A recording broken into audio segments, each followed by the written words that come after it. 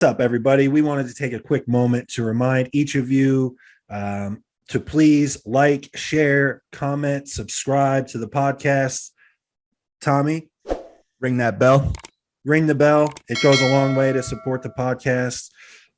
Besides that, Tommy and I offer online coaching. The links for that will be below. The link for my merch store will be below as well. And without further ado, we bring to you a Thinking Man's podcast. A Thinking Man's podcast. What's up, everybody, and welcome back to another episode of A Thinking Man's podcast. I'm your host. My name is Joseph PIRCHER.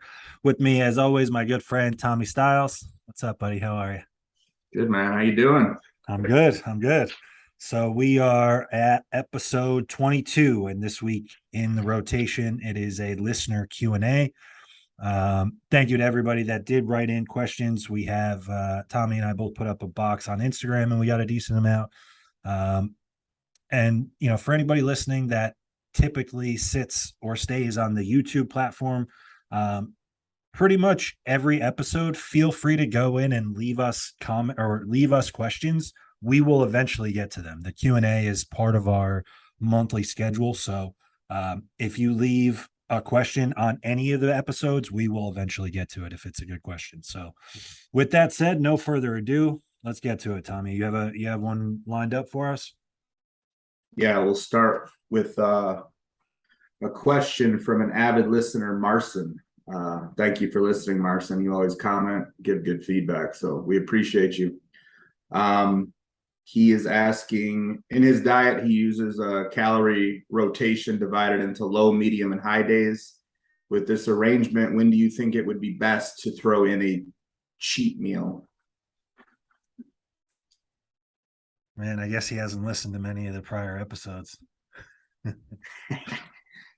No, that's a good question. I would say, honestly, man, I honestly, I could probably make an argument that the rotation, unless he's deep into prep and that is being deployed as a means of getting food around his weak body parts that he needs to maintain fullness in, like the very end of prep. If that's not the scenario, if it's off season, general lifestyle, man, I think that's probably overthinking it just a little bit. Now, if there are other lifestyle factors where there are days at work that it's harder to get as many meals in, or you need to get shakes in instead of sitting down and having meals, those are obviously outside of the context that was provided. But in terms of just looking at it from what's effective or required, I think that's probably a bit much. I've even started to rethink the whole training day diet, rest day diet. I do still deploy it, and I think there are plenty of applications in there. The 3 rotations across, just another version of that. As far as when to put a cheat meal in, if you couldn't tell that this was going to be the answer, it doesn't really matter, man. You're going to want to just consider more so what it is that you're choosing for this cheat meal, and digestion is going to be the biggest piece of that. So in terms of like some way of partitioning the cheat meal more towards muscle as opposed to fat, or doing it on a rest day to load into a training day, there's a million different ways to skin a cat. And I promise you, if you just nail all the big pillars of this lifestyle, you sleep like a king, you train like an animal, you eat like, what other example I could come up with, you nail these big ones,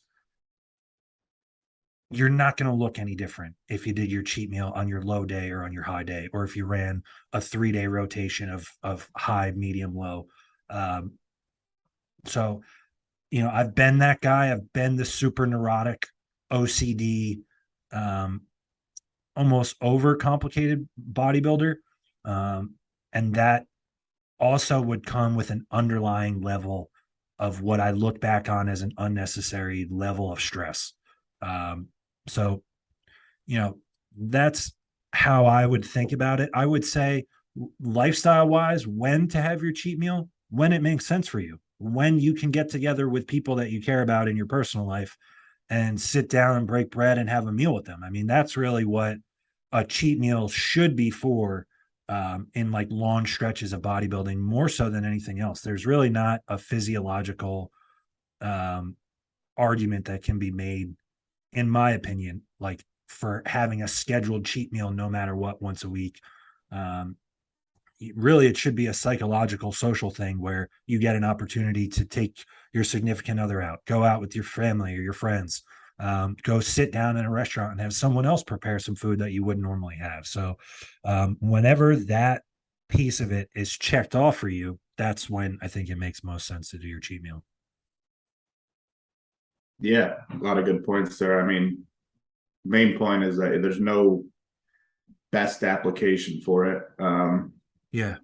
Best application is going to be putting it in a place where it's not going to affect the base diet and your overall digestion. So, Yeah.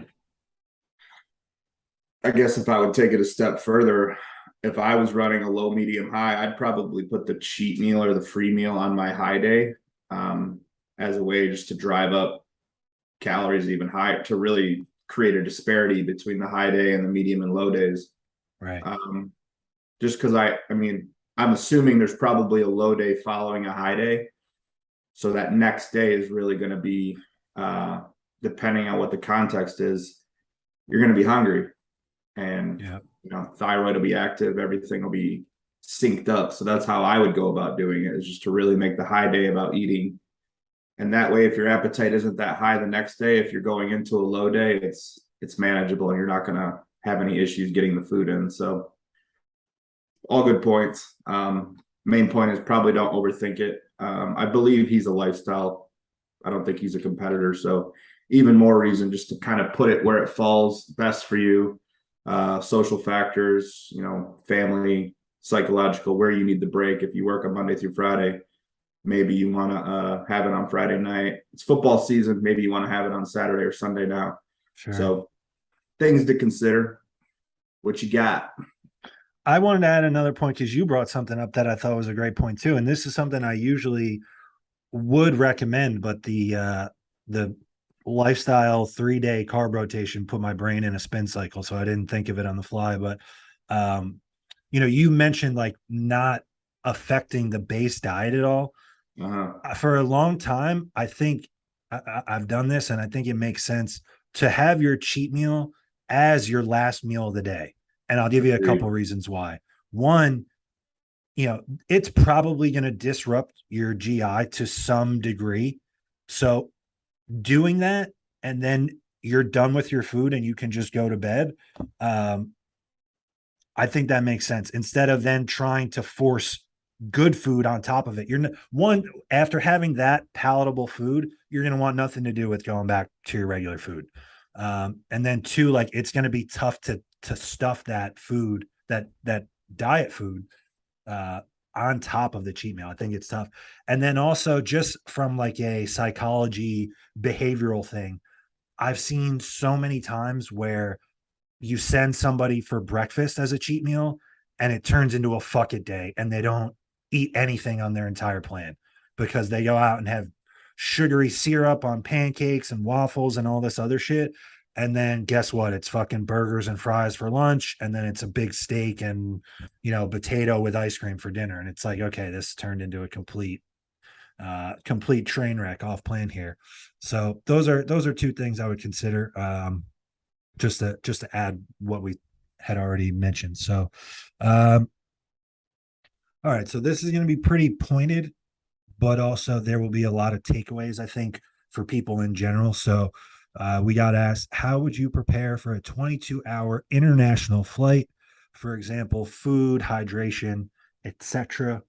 And knowing this person, this is someone that Tommy helps, and this person is currently in the off season, not currently in the depths of contest prep. So that will change the context a little bit.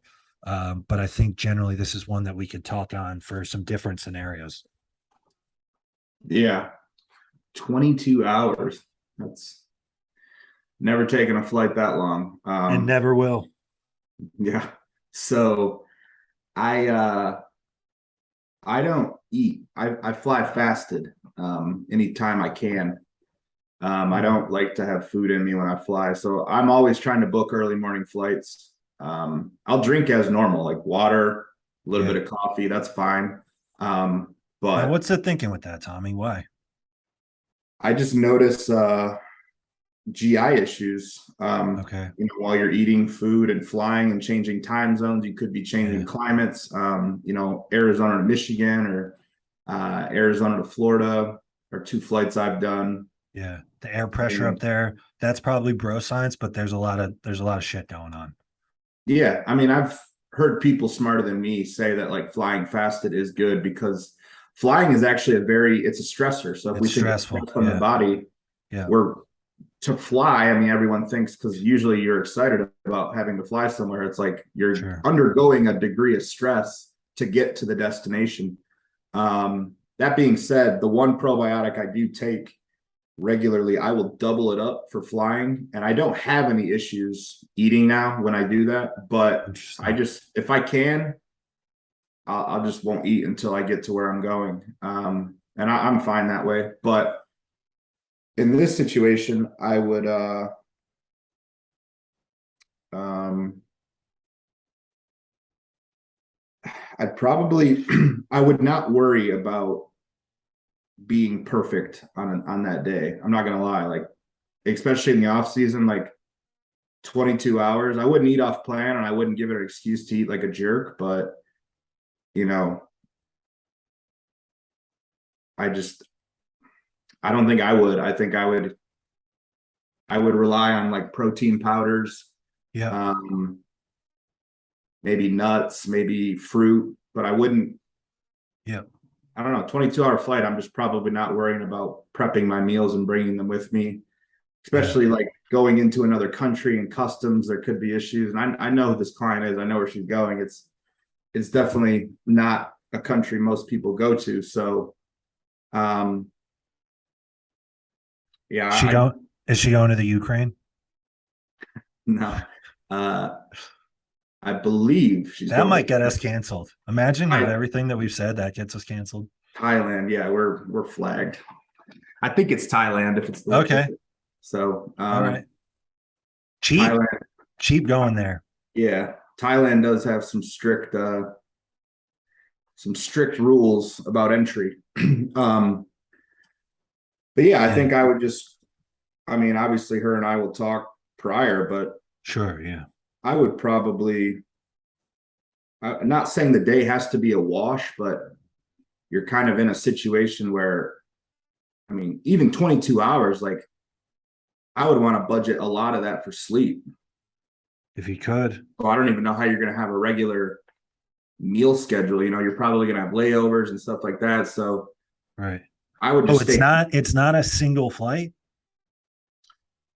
I don't actually know. Okay. I don't know. I mean, I don't know if I they feel like run only it. Australia is a straight shot. I don't know enough I about don't know. international I don't travel. know. We're gonna sound stupid as hell, but I thought I think for sure she would have. I thought for sure she would have mentioned, including layovers, because then that's a whole Yeah, nother dynamic. But maybe it is a um, straight shot. It could be yeah, I'll say once she this. gets once she gets to like, because I don't think that flight would. I don't know. It could be out of LAX or something. I don't know. Yeah, it's easier if there's layovers because then it's like segments of your day then and it's broken up, and then you get some time within an airport, and you might be able to re-up on some of these things. So I was going to actually say many of the same things. It's not the camp hardcore response. I'm probably not going to, in an off-season setting, um I'm probably not going to pack cold chicken and rice to chew up on a plane. No. That makes up a decent chunk of my diet. So what I would do, I've done this on long flights. I will bring rice cakes. I'll bring almonds. I'll bring beef jerky. I'll bring protein powders. I will bring oat flour. I'll ground up oats and bring that as flour. And then just as many water bottles as you can fit. I have one of these meal bags, one of these ISO meal bags or what have you. And I'll just load that up with like pre-packaged stuff that I can hit my damn near exact macros per meal. But it's stuff that I can just, it's prepackaged. They're not going to flinch at it at TSA. I've tried different things. I mean, I've even had chicken and rice thrown out. I mean, I took a flight from Austin to Jacksonville, and I had like 3 chicken and rice meals packed, by the book, clear everything, and then 1 cream of rice meal with, like, a whey bowl with cream of rice. And I thought maybe I could get it through. I had made it the night before, so it looked pretty firm.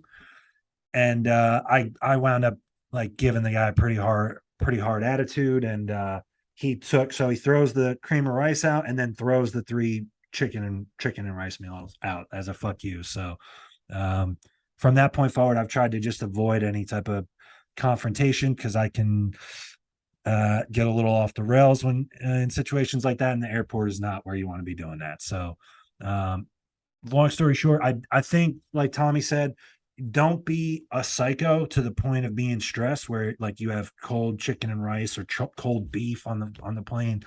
But there are things that you can do to still be mindful of your goals. And really, like, we're talking 1 day out of 365. I wouldn't even count it as a miss or a what. Like, if you're going to use the same, like the beauty with rice cakes is, like, that's an example. It's the same food. It's just a different product. And then whey powder, I use that every day. Oats, I use that every day. Almonds, I use that every day. So, you might have to account for, especially being in the air, there's probably going to be further sodium than what you're used to putting on your meals.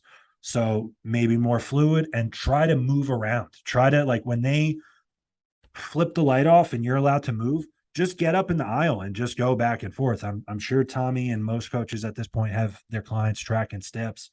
It's going to be tough if it's a straight shot. All this is about a straight shot, because I feel like that's the nightmare scenario, that it's just a 22-hour straight flight. So all that advice was for that. And same thing, like with getting up and walking, I would try to be on my feet and move as much as possible. Because if not, I feel like you hear people that get off the plane and they're blown up, holding on to water because they just didn't move. So all that, I think, should help. And I think there are some takeaways there for people flying in general. If it is broken up and you have layovers, I would use the flight time then, like Tommy said, to try to sleep and not worry about eating. And then when you have a moment, touchdown in an airport in between flights, I'd have bigger meals, if it takes those foods that we talked about.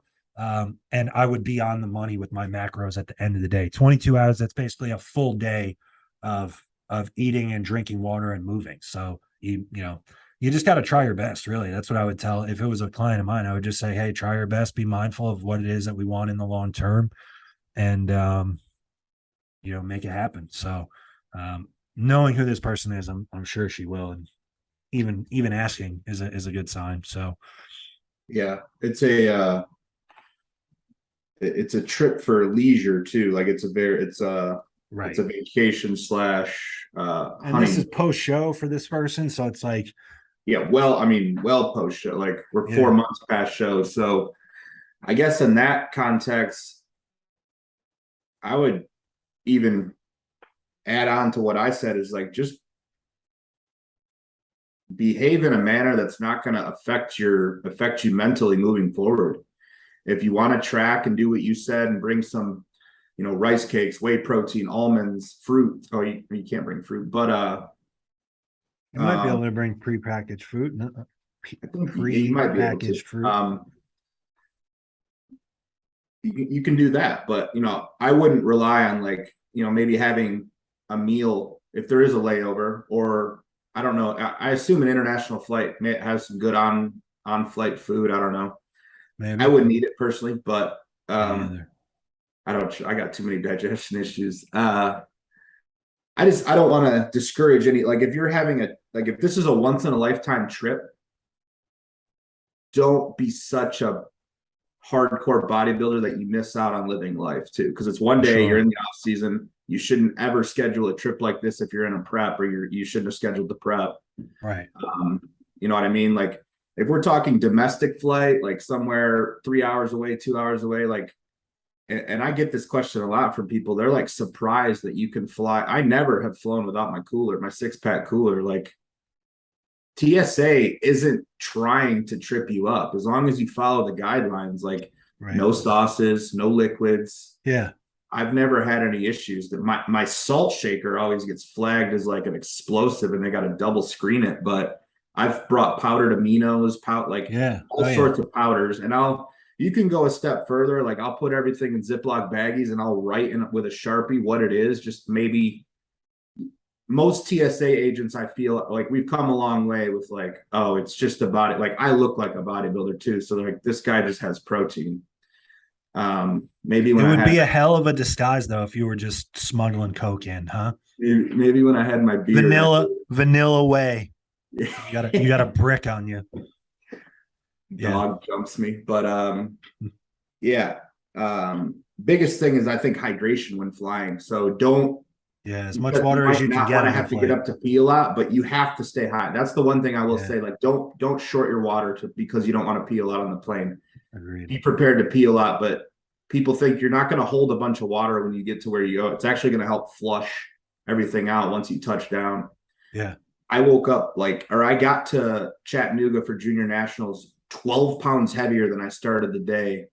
And I woke up the same weight I woke up at the day before. Like it's just water moving around. Like you said, pressure changes, time zones, all that shit affects the body. So don't overthink it. At the end of the day, she's going to make enough responsible choices to where the biggest thing is just behave in a way where you're not going to feel bad about it, what you do. Yeah. All good stuff. I got one. I'll fire it at you. Hit me. How many variations of workouts, example, pull A, pull B, etc., would you recommend in a training rotation? So I guess if you're doing push-pull legs right now, right? Yeah, so I have two. I have an A and a B. Okay. So the consideration, so one rotation only, and I think that if it's just a 3-day rotation in the example of push-pull legs, you're going to be getting back to the same movements too soon to where I would be concerned about overuse injuries around connective tissue. So Plateau too. Yeah. Too strong, too quick, and your joints just can't go up. Yeah, all the above. And then it's like, man, I'm going to go in once every 4 days and flat dumbbell press. Like I'm going to run into a wall quickly. So then what's, logically then what makes sense? Okay. A second rotation, depending on how you're breaking it up, whether it's 3 on 1 off or, however you're doing it, you're probably going to get around to that same day. For example, pull A, somewhere around every like 8 to 10 days, which I think is great. Now then it would be, why would I add in a third rotation? I'm not sure that I can really formulate an argument as to why there would be a third rotation. I almost wonder then if once you get back to the first one, if it almost becomes like it's so novel and you just get wreck sore because you haven't done it in 17 days or whatever it is.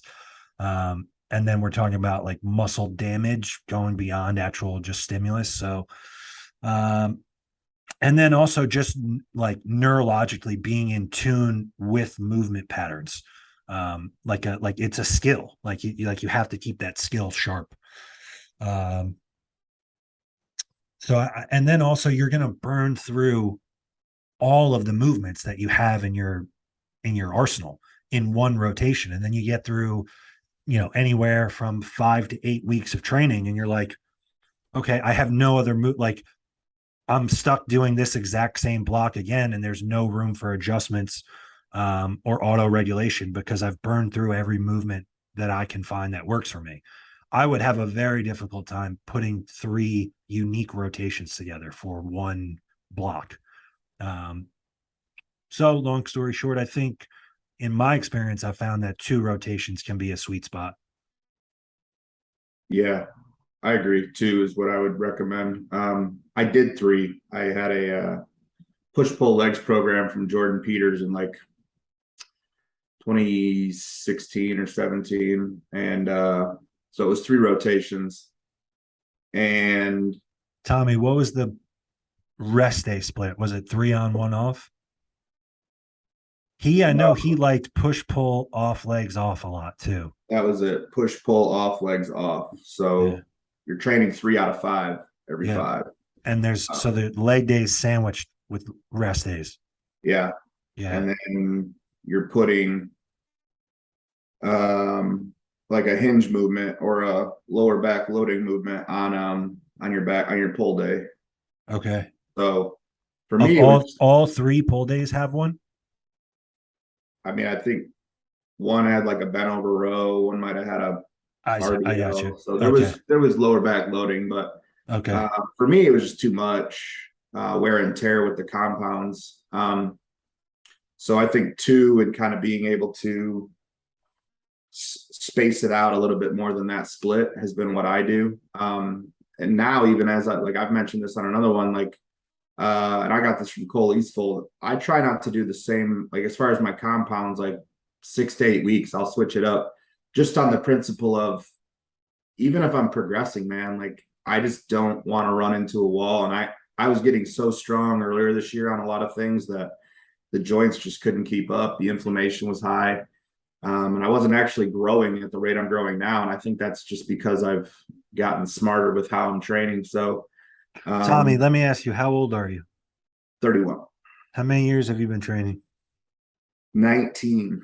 19 years. So Let's for the say people that are a full decade as a bodybuilder. So the people that are listening to this that are, let's say, 7 or less years into their journey, what Tommy just said doesn't pertain to you. Yeah, disregard that. I just wanted to make that point because then, we help a lot of people that are pretty early on in their journey. And I think a lot of them listen to this. And my fear is we put this out and people hear you say that. And then all of our clients are like, every 6 weeks, hey man, I want new training, top to bottom. And it's like, no, like that wasn't for you. You need to spend basically let's just schedule out that the next 30 weeks, you're going to be pretty much doing the same movements until something forces us to change it. Yeah. I mean, keep in mind, like I was doing 500-pound pulls for reps, Right. 3 1/4 plate Smith machine presses. Right. Dude, like you like Penlay Roth, fucking 3+ plates. Like this is not. And there's guys stronger than me, but sure. I can but at hold at 6 feet tall though, so it's like that's a lot of wear and tear. Pendulum, I was doing 5 plates and it just it wasn't. This is where I learned too that like strength gains doesn't mean hypertrophy gains. Like there's a point where you're moving the weight, but you're losing tension at different parts of the reps. So until you get to that point, and I wasn't there until this year, literally this year. So don't even consider it. Don't let it be something that you even think could be a possibility, because it's not. I trained like a straight animal for years to get to that point. And then it was just like, you have to adapt at some point. And you and I have talked about this. A lot of guys our age and older talk about this. Like adaptation does have to happen at some point. But when your training age is, below 7 years, like you said, or you're in your mid to early 20s, man, enjoy that. Just ride it out. Ride that shit out for everything that it's worth. Yeah. So another consideration I would make, just because I have a lot of people who have at-home gym setups, so they don't have quite the availability with a push-pull or so with their rotations, I don't have a lot of movement choices or equipment to work with. So what you can do is change up the rep schemes, incorporate pauses where you can, different intensifiers to make the sessions different on paper. So you're changing the variables, even though you may still be using the same, 6 to 12 movements. Yeah. Yeah. And that's actually, man, that gets my juices flowing thinking about a situation like that, because there is a lot that you can tinker even with a limited arsenal of things to use. Like you could just come in and do the same stuff and just flip it one rotation where you start with all the stuff that you ended with the last time, or Yeah. like you said, you have a push pull legs A where everything's 5 to 8, and then you have a push pull legs B where everything's 14 plus or something. Mhm. There's ways to do that. And then in a situation like that too, I like that, because then that second day you're going to be getting that stimulus near failure, but then those lighter loads are just less wear and tear on the connective tissue. So not to get off on a separate tangent, but yeah, all good stuff. I believe I'm up. Let me see what we got here. Hmm. Hmm. What are 3 pieces of advice or tips for someone going into their first show? So he reading this, he specifically says their first show, not their first prep. So I'm assuming he's somewhere in the depths of his prep and getting ready to actually step on stage. So what do we have? 3 tips or pieces of advice for the first time competitor. Um, you will not be as big as you think you are in your head. Just accept that. Focus on getting as in the best condition possible. Hands down. First time competitor getting on stage. Yep.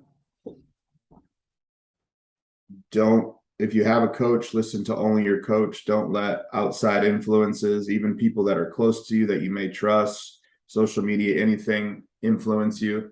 You're very impressionable down the stretch of a prep. You're not thinking as logically as you are outside of that prep. Even you and me, like we're more advanced than this person. And like I was doing stupid shit at the end of my prep last year just because of like I justified it in the moment to do that. You know what I mean? So don't do that. Stay the course, trust the plan, trust the process. And then my last one is and this is something I didn't actually really do my first prep, is take a lot of pictures. You don't have to post them. You don't have to put it all over social media, but you know, this is something you end up sticking with. That those first prep memories, you'll never get those again. That's your virgin year, your virgin prep. So that's it's a very special time, and it'll be cool to show the transformation down the road if it's something you stick with. So I only have like 2 photos from my first, full time prepping and show day. So yeah, me too, man. That's great advice. And outside, honestly, of what I thought, what I thought to say, or what I thought you would say too. That's like some sentimental advice, but I like it. You definitely, that's a great piece of it. I'm the same way. Like I only had I prepped myself, so I kind of just went off based off what I saw, like an idiot, like in the mirror, just at any random moment. I'd see myself after 4 meals and a gallon of water, and I'd be like, "Oh, I'm fat. Like, need to pull this down." It's like, you know, just purely driven off emotion. So I would agree. Take as many photos, videos. I would say journal as well, because you'll never be in that same frame of mind. good one. So it'll be interesting to look back and read your inner thoughts, and be honest. No one will ever see that. It will just be interesting for you to look back and see what your mindset was like years down the line, and then the corresponding photos that go with it. So yeah, I think that's great advice. I would say spare no expense. We've talked about this before. Get the best tan that you can. It depends, and you're probably not going to know going into your first show if the promoted spray tan connected to the show is good or not. But unless you have a coach that's physically in person with you and they have years of experience tanning clients, I would probably just pay for the convenience of having them tan you at the venue. They're there backstage. They usually have people that are familiar in this industry, and they most companies do a pretty good job. So I would say do that. Speak with someone that's competed and looks like they know what they're doing, and ask them about the suit that you're getting. You don't want to go up there like many of us did with the bodybuilding.com diaper trunks the first time, like we all did. Get some trunks that look good. And I would say practice your posing. The last thing that you want to do is spend 12, 16, 20, 24 weeks getting yourself to a point of exhaustion that you never thought possible, to look a way that you never thought possible, and then you go up on stage and look like a fool that didn't prepare for it. It's a bad feeling. So over prepare, have it down so that you could do it in your sleep. It should just be second nature, muscle memory, like programmed into your DNA. And a secondary piece of that advice is a lot of people like over practice a routine. As an amateur bodybuilder, I haven't ever really put much stock in that because we aren't judged then. The show is over by then. So I always practiced how I was going to be directed in a lineup by the head judge, and treated that like it was its own performance that I choreographed. Every step, every movement that happened in that lineup was thought about and prepared ahead of time. The way that my hands moved, the way that I stepped, every little piece of it was prepared so that it looked smooth and professional. And then pertaining to the night show, I would not worry unless you're in classic and that's really like you want to go up there and really express like, you know, your artistic side. I would go up there and hit the shots that you want on the NPC website. Go up there and hit your best shots and hold them and smile, because the only photos that go up on npcnews.com usually are the photos that the show got and got them at finals and they put them up. So, you know, a lot of times if you try to do like this flowing artsy routine, you get caught in these weird transitions and then the photos go up online and it doesn't look like you ever hit a pose. So go up there, hit the shots that you want on film, so to speak. And yeah, soak it all in, enjoy it, give it hell. I got one. I'm trying to find a segment to go with it because I don't. Here's the question.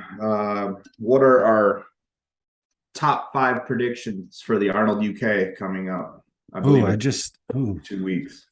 I'm trying to find a lineup or at least something that I know a handful of guys, but I don't want to. I know at least 4 guys that are doing it.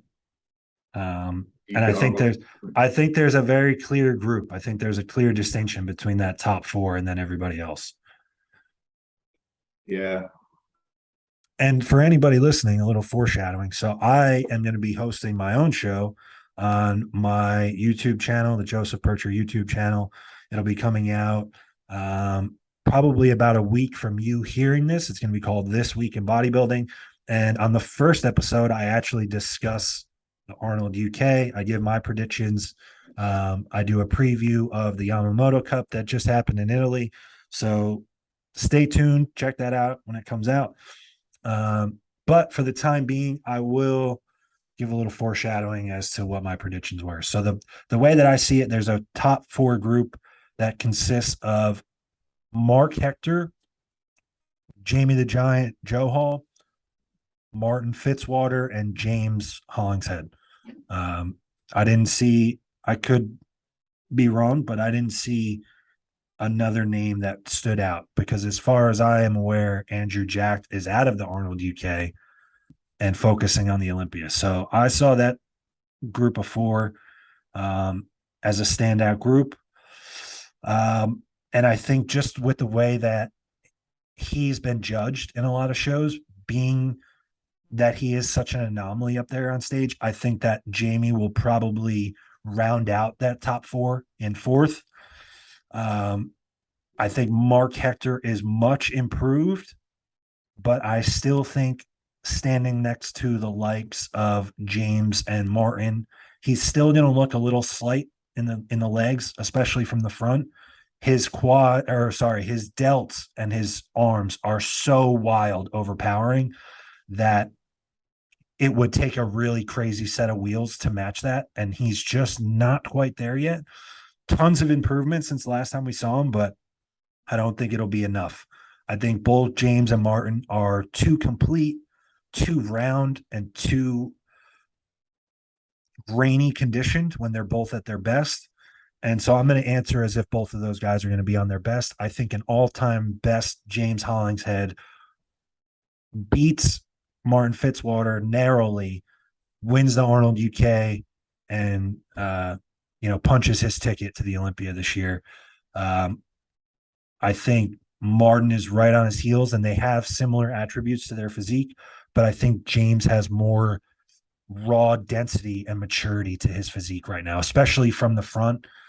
So yeah, I think if I think there's a chance I could be wrong. We haven't seen these guys all stand with each other.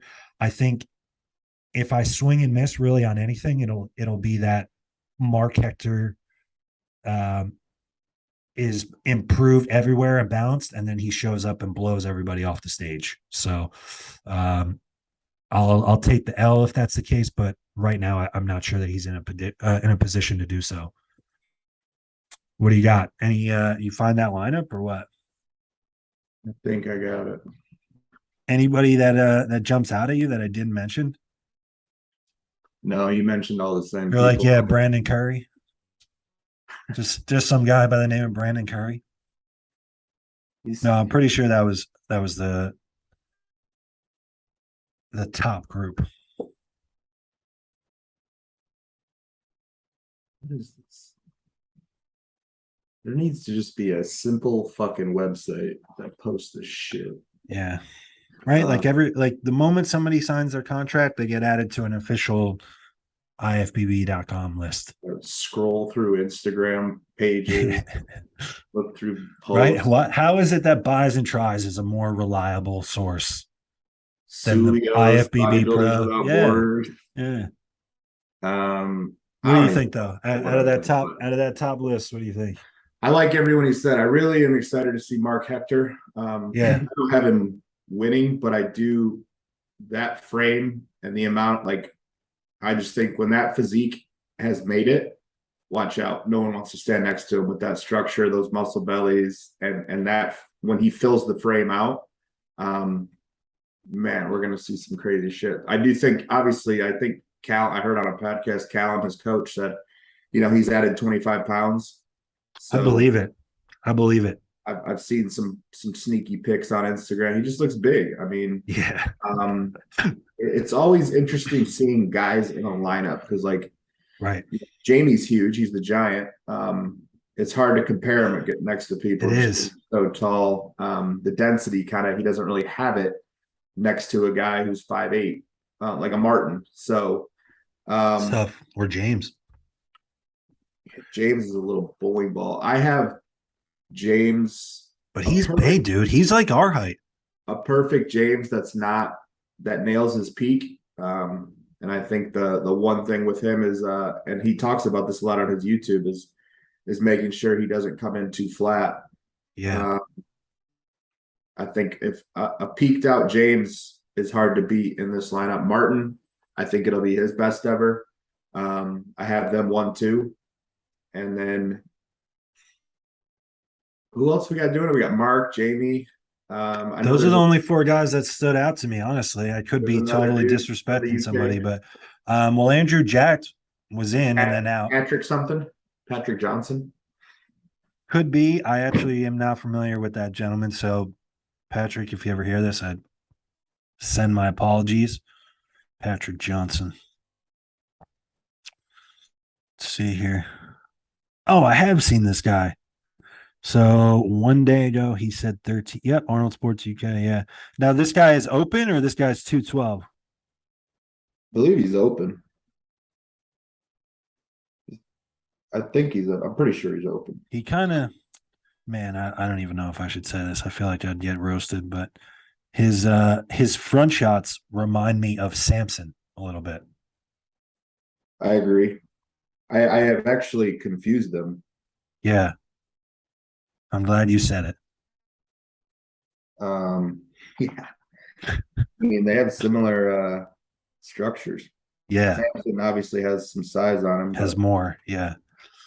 Man, I think my seeing him, my predictions at all wouldn't change. I think he's probably a worthy fifth, depending on who else is in there. I mean, he's got great shots. I mean, I'm looking at this side chest from about a month ago, and this side quad is crazy. This is almost like a Akeem Williams looking side quad. Um, Quads from the front are crazy. Abs and thigh looks really good. Side try good. So like his front and his side shots are all very good, but his back, especially seeing this back lat spread, it looks like he's going to be in shape. Um, just pretty shallow here on the lower lats, and erectors through the lower back. So I think that's probably his main thing. That his calves, Jesus Christ, his fucking calves are wild. Oh my goodness. yeah, he's competitive. I can't find a lineup, so I don't know. I'm gonna James Martin 1-2. I think Jamie will be in the mix in the top 5. Yeah, Without Andrew there, it kind of opens it up. it does. Yeah. Now, what do you think about that? Do you think that was smart Definitely of some him? names we're missing, but I can't find anything. So You think that was a smart strategy by Andrew Jacked? uh I would have done the show Okay. personally. I will say, I don't think it hurts you from doing I don't think it hurts your Olympia performance to do this show. I don't know the background, the traveling, all this. I don't know I what think all that's that part is. of it because he's Okay. here. I think Oh, he's okay. here, and it's like I almost think that they're worried that it puts it up in the air if he goes over and then comes back. I don't know if maybe he can't get back in. That might be the case if he doesn't have a visa. I don't know that situation. Because I think you can come to the US on like a 6-month temporary resident, but you can't just come and go. Right. At least that's how it works with within North America with like Mexico and Canada. So Okay, that makes sense. Um, that could be that very well could be a reason he's not going yeah. back. So outside of that, I would agree with you. There might be some people that argue like, you don't want to risk your stock. Your stock is as high as it's going to get. I don't think that really plays into it that much. I think that honestly, especially with the way that it's been the last couple of years, I know people complain and there's keyboard warriors about it. I think that the judges do a damn good job for the most part. Um, Yeah. and I don't think there's any foul play to be had. So knowing that, I think Andrew Jack wins in Texas, looks very good, very impressive. He could go to the Arnold UK and be eighth and then go to the Olympia. And if he looks like he should be third place, I think he would be third place. I don't think a poor showing reduces what your ceiling is in your next show. I think that's silly.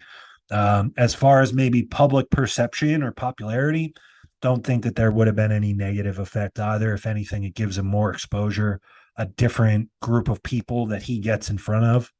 And I believe he's from the UK, so you would think it would make sense he'd want to go back and compete in front of his people. But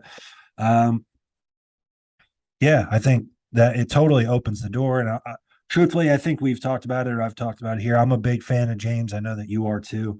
So I like that it kind of opens the door and now gives chance of James to punch his ticket to the Olympia. I'd like to see, regardless really of the outcome, I just want to see what a nailed James looks like with this amount of muscle now. It's been a couple years since he nailed it at this size that he is now. So man, I think he's probably like 5'11" or 6 foot. And I think at his best, he could probably walk on stage in the mid to 60s, which is just, and he's just got crazy thickness, crazy muscularity. And for the size and the like grainy hard conditioning that James has, he's pretty damn shapely. I hear people compare him to Branch Warren, but Branch Warren is like 5'4", and at his peak mass, his midsection was blown out. With James being taller, that isn't necessarily the case. I wouldn't call James's physique ugly by any means. So, I pretty like it. pretty complete package from top to bottom. Yeah, I'm looking forward to seeing it. I think another thing that has been an issue for James in the past is the color, the tan. Yes, he comes I in know too that light, there's been a couple times where it's like a bit green or too too light, light. and Yeah, I think it was actually a show he won, maybe that first one, first victory he got. It was almost like it was like a muddy. It was too muddy. yes, Like they yeah. tried to compensate for being You're too talking light about with the previous. everybody had the mask, and everybody's wearing them below their nose and stuff. It might have been. Spain show, I think. Yeah, Spain. So not the UK one. Yeah, it was like you could tell they did a lot of coats, and it almost like took away detail because it was just It like too. did. Yeah, I Um, Evan Centopani in my years working with animal. I've heard him say numerous times where he felt like he had the type of skin and he was so like his skin, he was so pale and he would get so peeled that his skin almost looked transparent. And then he felt like when the tan was added, it just hid detail that was really there under the paint. So it's interesting. It's I see a lot of these guys, and Evan was one of the guys included that just wouldn't bother to try to tan going into it. And I always felt like that was a mistake. Like there's tools that we have in play.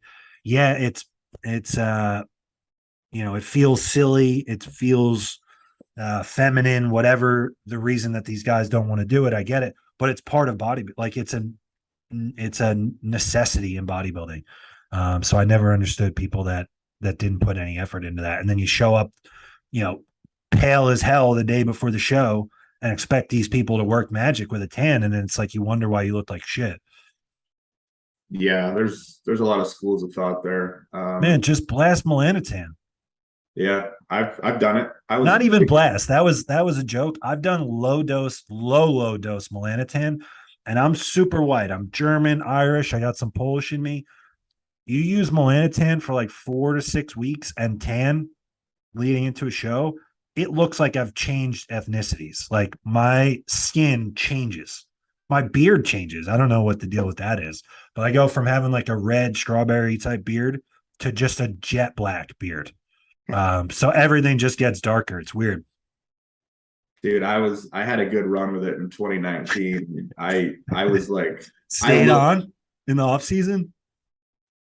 yeah, I had a dude. I I had a was buddy, and he I was listens to the hooked. Like I show. couldn't stop. Dude, I had a friend that he'll hear this and he'll know he got introduced to it from me getting ready to a show and him seeing me and being like, dude, this is nice. Kid goes on melanotan for like 18 months straight. And everyone, like, it got to the point where people would see him and know that we're friends. And then next time they'd see me, they'd be like, dude, what's up with so and so? Like, he's dark. Like, what's going on with him? I'm like, I don't know. He's just tanning a lot. I don't know.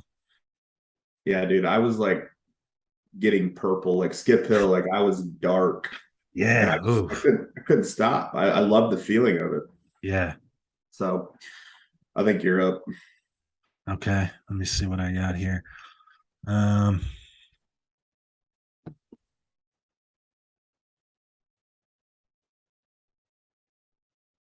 I think we might have answered that.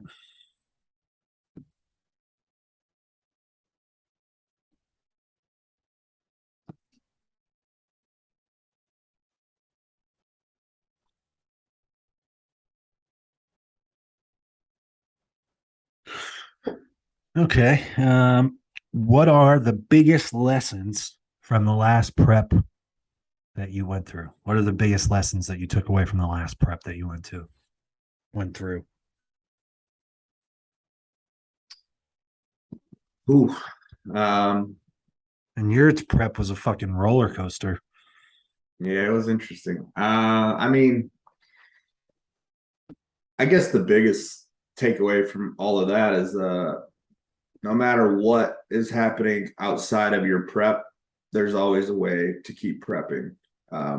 So I guess me having gone through that, like there's never an excuse anyone will give me that like you'll get empathy from me in that moment, but you like, do you want to move forward or do you want to quit? Like Right. it's really up to you. Right. So but as far as like X's and O's lessons, I mean it training volume probably needed to be looked at or just paid attention to. Not necessarily like micromanaged, but I trained a lot. You know, I was training with Dusty, and we really hammered it. So I think I needed to be more aware of like when I was coming down in calories and doing like I needed to be more aware of like, hey, I'm gonna sit this set out. You got to obviously you hit it. You're not prepping, but I Right. probably needed to be more self-aware. And that's not his job to like, hey, Tommy, don't do this set. Like, Right. but you know, I just wanted to be. I love to train, so it was like, you know, I learned a lot about fatigue. And Yeah. if you're someone, and this is something I look at, and like I'm someone who even if fatigue's building up, I can still perform. Like, you know, I wake up feeling like shit, like still got a job to do. So that won't necessarily bring you the best physique on a bodybuilding stage. So I've had to like discern my ability to train my face off and push really hard to like, all right, is that actually going to net a good look on the stage? So what do you love more, training or bodybuilding? And obviously I bodybuild because I love to train, but right now at this point, like I want to be as good a bodybuilder as I can. So that means being a little more diplomatic and smart about how I train. Especially a lot of the intensifiers, like the shit we were doing was just crazy. Yeah. So stuff like that. And then a lot of the stuff I did down the stretch when I was kind of prepping myself once Dusty went into a coma was just like I would never do again, but it was like, why not? You know, I took super droll. I was popping orals left and right. I mean, I was experimenting for sure. And just kind of really winging it, like going by look. Had a couple people looking at me that I was just like, hey, what do you think? Out of just this shit like that, like just the thing I told that question earlier about don't do crazy shit. Like I did that. I did a lot of just I was Good trying learning to, experience though. yeah. Oh yeah, for sure. Because it makes you realize how simple this process actually is. You just have to stick to the simplicity. Yeah. And I wanted it to be like I wanted it to be more. Sure. Yeah, So it's a physique contest, not a who worked the hardest contest. that, and then don't think. I mean, if you're working with a coach, just listen to a coach, but don't even that. Like, don't go rogue on that coach and start to think like, what about 10 more milligrams, or what about I'll double this oral dose. Like, don't Right. become a chemist just because you're seeing a lot in the mirror. You're visually are changing. Like, there's a lot happening. Right. Don't like. What am I trying to say? Don't try to get more. Be like, wow, I'm really hard to stride it. What if I took more to get more? Like, don't do Right. that. I'm telling you, don't do it. Yeah, I'll say to that example specifically, I know it's people don't want to hear it and sounds ridiculous, but we're not building muscle tissue at the end of these preps. And We all want to it believe we are, though. it takes very little to maintain your muscle. So really lower dose at the very end, I think, yields a better look in my experience because you're less inflamed. You're putting your body on through less stress because there's less drugs. And then you just wind up looking fresh. You don't feel I've been at the end of preps and I just feel toxic. Like I'm not going to feel normal again for quite a while. I've been there. Yeah. So what was the question? Was it my question? Yeah. What did you learn from your last prep? Oh, okay. Right. Yeah. Yeah. I think as a big takeaway, I was slapped in the face and met with finally understanding how all of this ties together. There are not just individual variables. It is not just, okay, I only slept 4 hours, but I'm going to go in and kill it because I'm hardcore and I love bodybuilding. Like, no. Or I slept 4 hours and I woke up and because of that, my body weight is up. So guess what? I'm doing an extra 15 minutes of cardio today. Like, nope, big mistake. All of this, ties together. And that was really the first time that I saw that. Like, first time tracking total output in terms of steps. First time really being mindful of like just work capacity in the gym. Like you said, like knowing people ask all the time, what about training should change in prep?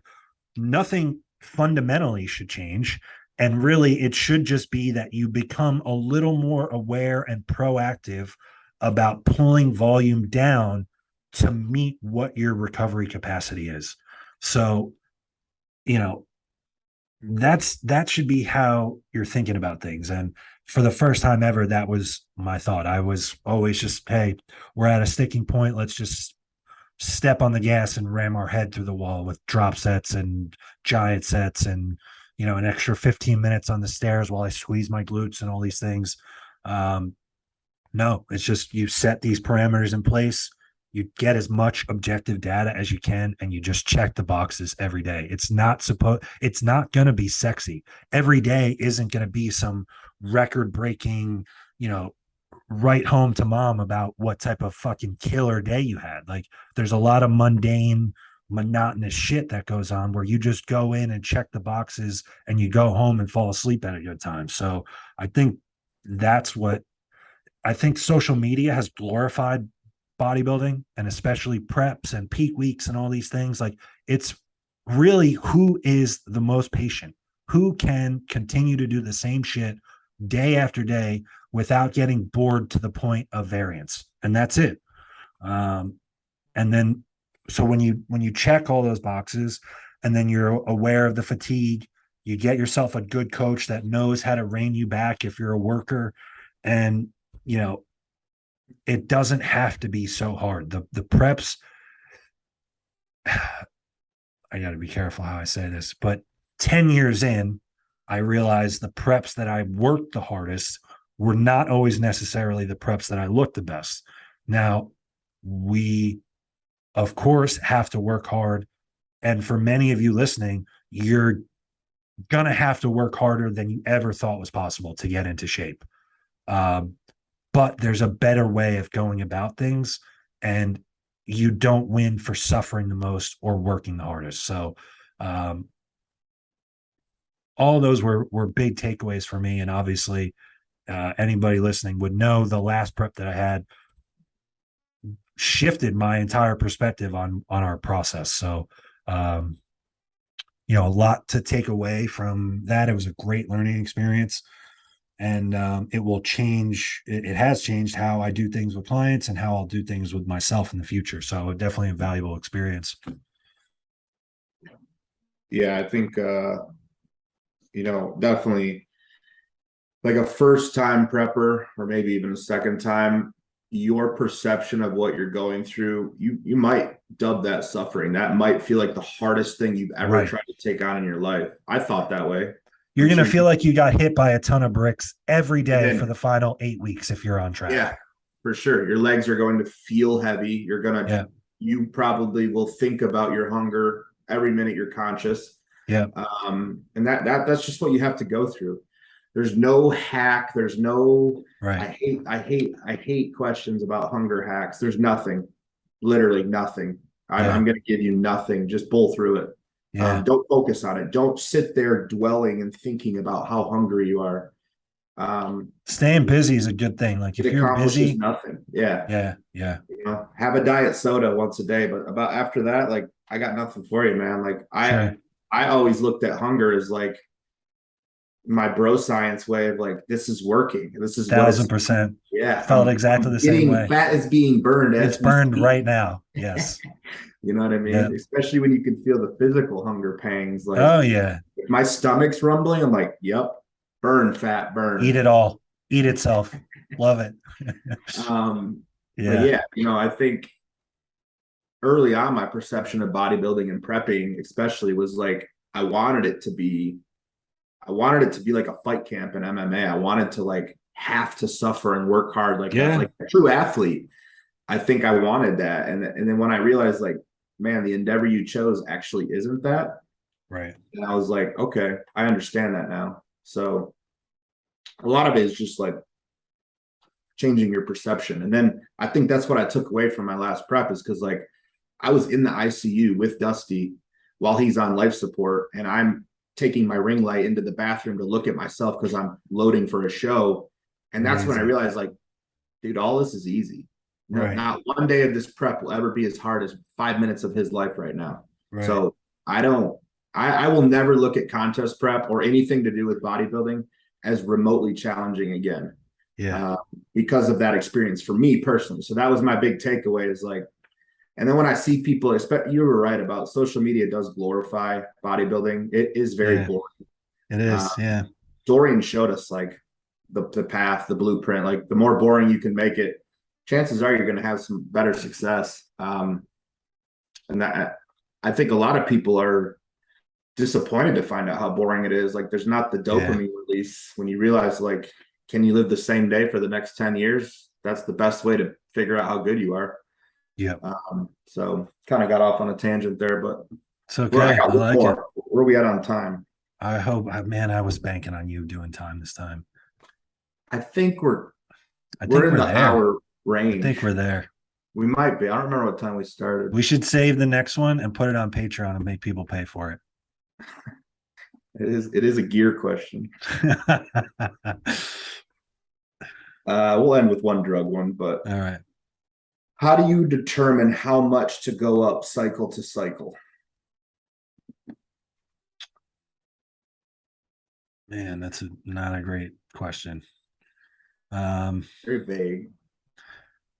I guess this person means like, okay, my last cycle, my peak dosage was 750 total milligrams. How do I know what my peak dosage is going to be the next time? You don't. Sorry, there's no black and white answer. There's no magic formula. Some people argue that you eventually need more.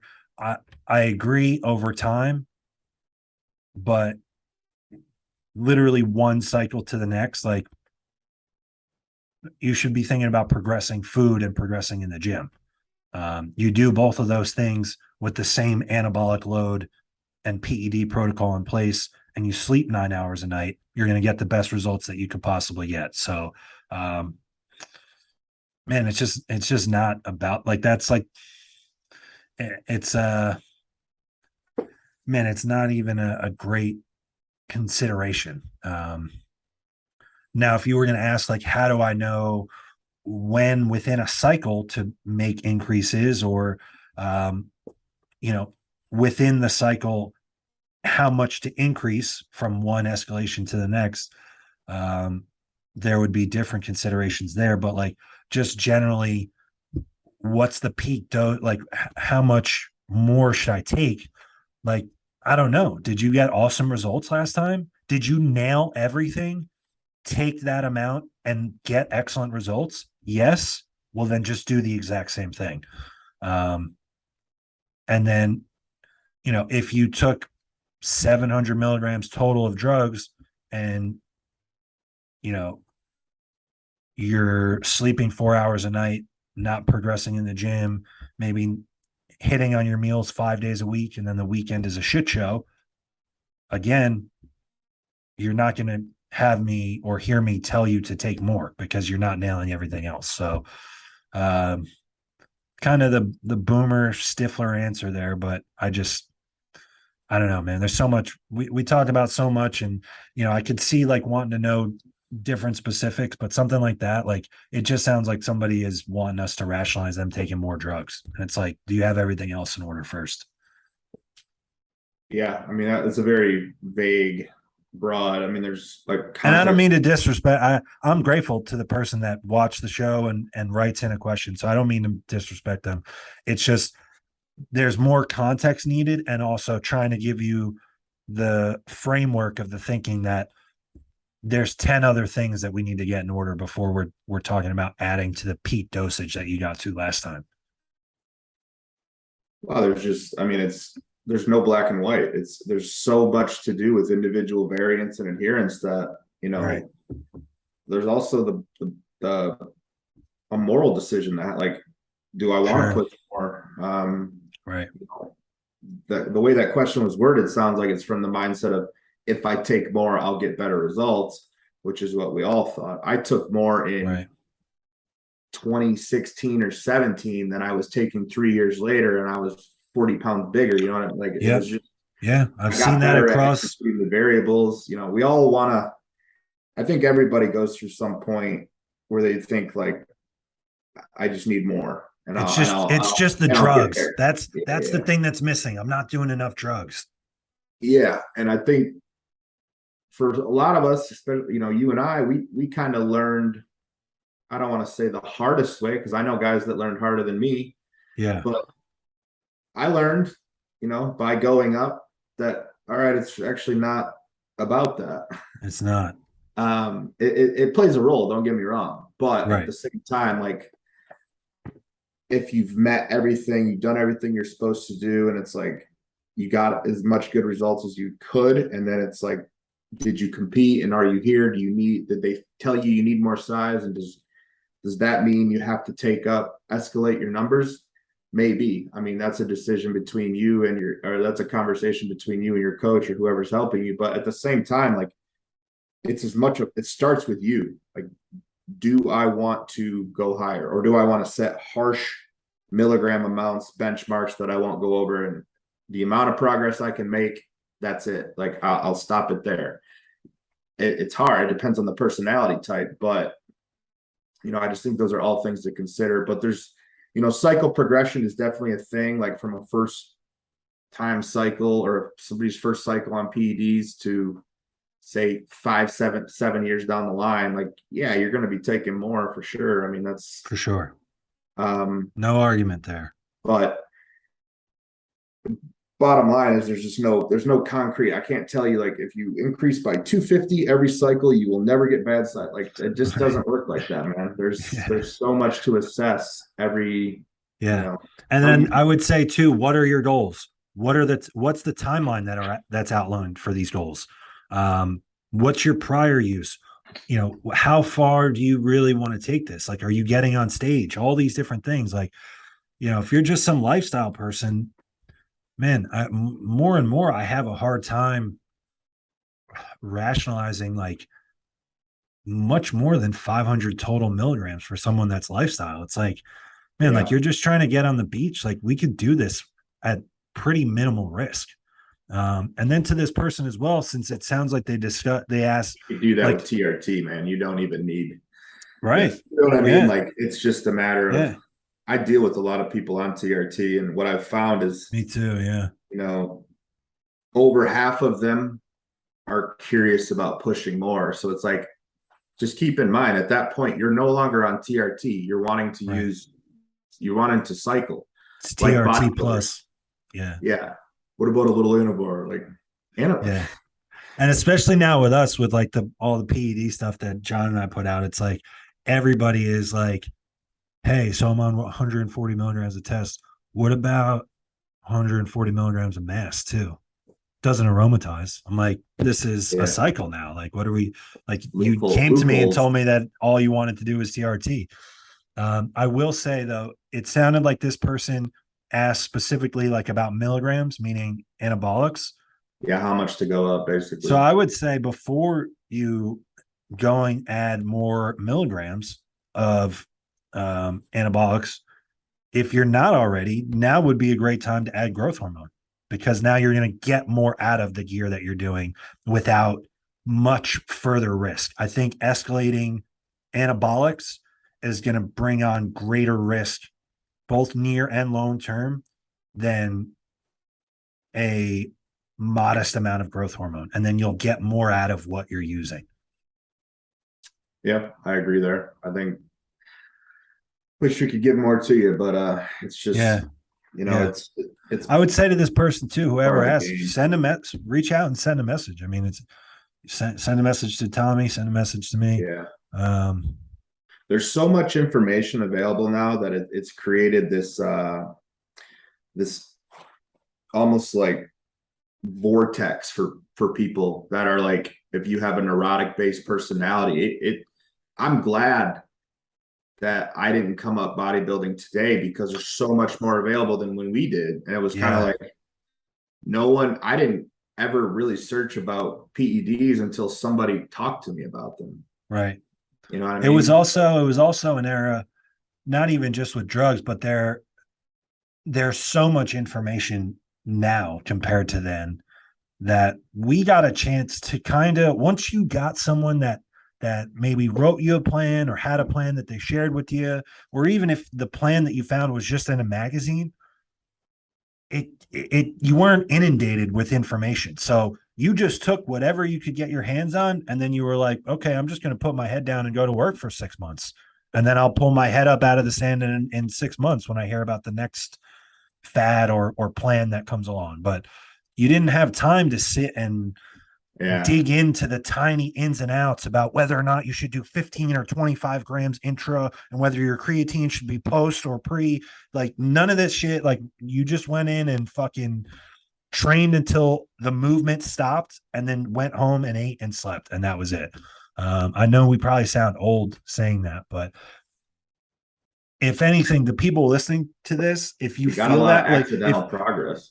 yeah, like if you feel like crippled by all the information, first and foremost, hire a good coach. Secondly, if you don't have the money or you aren't willing to allocate the resources to do so, find something that makes sense logically, that you can provide a reason for why you're doing each part of it, and then just put your head down and go to work for like 6, 8, 10 months.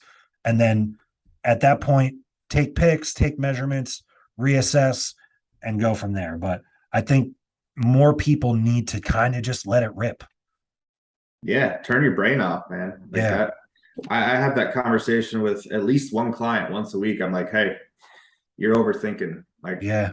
client this past week wanted to know when the bulk was going to start because he had lost 5 pounds and I had just increased calories. I'm like, hey, dude, get that term out of your head because we're pushing calories. Right. We're still trying to find maintenance again because of the changes that have happened and where you just added a cycle. So that's going to increase your BMR. Like all things you don't need. You're paying me to think for you. 100%. Report what I ask for. You know, I'm not saying never ask a coach questions because that's different. That's different. Yeah. At the same time, you shouldn't be asking questions every single update every single week. I don't think there's any merit to that. Like you're paying for a service. I don't ask my mechanic to tell me the reasons why he did X, Y, and Z to my car. Like, did you do it? Here's the money. Thank you. You know what I mean? Like that might be a little harsh of a comparison, but at the same time, no, like, I get it. I was just talking with Chris Tuttle about this actually. Like, you know, I'm the type of client that unless there's something like a coach absolutely needs to know, like a catastrophe has happened, I'm not going to talk to you until the update day. I don't need to be checked on. And that's been from the start on all the way up to today. Like, yeah, I'm not going to say today's culture is more needy, but they are. So, I think a lot of you listening and a lot of clients that maybe you and I have, like sometimes you're the biggest thing in your own way is because you have tunnel vision on this plan and all you need to do is just work the plan. Yeah. So yeah. Well said. That's my tangent for the day. I think a good way to end it. Just scolding all of our young listeners. Yeah. Yeah, we did sound old, but hey man, no, that's hard. All right. This is what we set out to do is, you know, we did things a certain way. We've seen things go a certain way over a long period of time, and we're trying to pay it forward. You know, I had people that did the same that were like, hey, you might want to watch out for this. You might not want to do it like this. You might want to try it like this. And it was a huge help. And I wish that I would have had more people like that. A lot of our more podcasts like this. Yeah. A lot of our younger clients or younger people in general probably don't even realize how far ahead of us they actually are. Oh, no. They're where they are in time right now. But fast forward 8 years, if you stick with this, you're going to be 10 times more advanced as Joe and I easily. Like, man, I have guys that are like 21 dude. And I try to say this to them sometimes, and I don't even think that it gets through to them, but I'm like, if you had any idea of what my protocol or the way I did things at 21 versus fucking highly organized, elaborate spreadsheet where you have like this risk mitigation PED model laid out for you, like, dude, you have it so good compared to the people that were our age coming up. And that's a great thing. Like, I'm happy to be part of a group that eventually molds that next generation of bodybuilders. And I think it's kind of our responsibility, and I'm grateful for that opportunity to set that generation of bodybuilders up better than the way that we were set up. Like in terms of like long-term mental and physical health, and also just accuracy with things, like being more efficient and getting to where you want to be sooner, because you didn't have to go trial and error and fail and miss and do all these things that we did.